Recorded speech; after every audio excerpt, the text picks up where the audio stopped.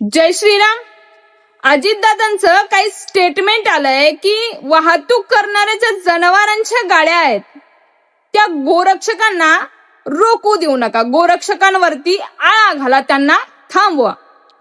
परंतु मला प्रश्न पडलेत की आतापर्यंत गोतस्करी होतीये, गोहत्या होतीये, गोरक्षकांवरती हमले होत आहेत, अनेक प्रकारे गोरक्षकांनी आपल्या प्राणाच्या आहुती देखील दिल्या. त्याच्याबद्दल तर तुम्ही बोलले नाही. मग अचानक तुमचं ज्ञान कसं पाझळायला लागलं? तुम्ही मतदानासाठी लाचार झाले की तुमचं कोणी ब्रेन वॉश केलं हेच मला समजत नाही. इंदापूरमध्ये गोरक्षकांच्या खिलाफ काही जिहाद्यांनी मोर्चा काढला.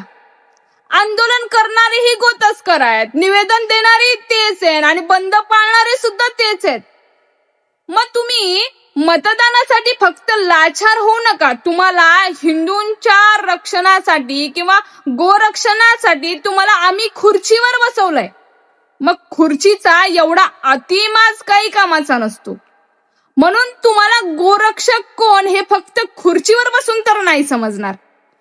मला तर वाटतंय पहिले तुम्ही छत्रपती शिवाजी महाराजांना समजून घ्यायला हवं.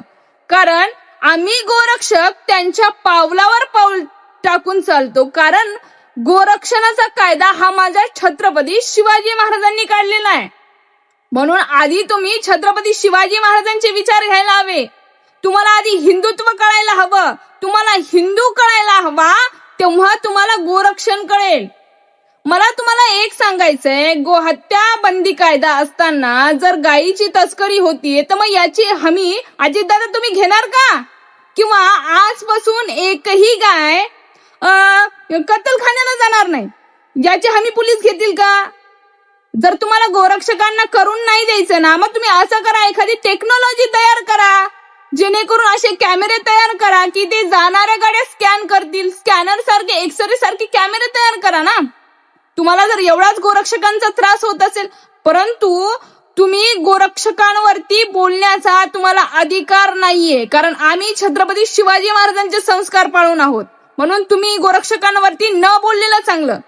म्हणून तुम्हाला एकच सांगायचंय की तुम्ही जर गोरक्षकांवरती बोलाल तर गोरक्षक तुम्हाला तुमची जागा दाखवून दिल्याशिवाय राहणार नाही.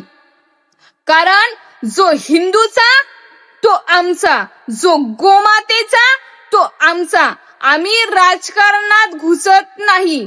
जो आमच्यासाठी काम करेल आम्ही त्यांच्यासाठी आहोत. जय श्रीराम, जय गोमाता.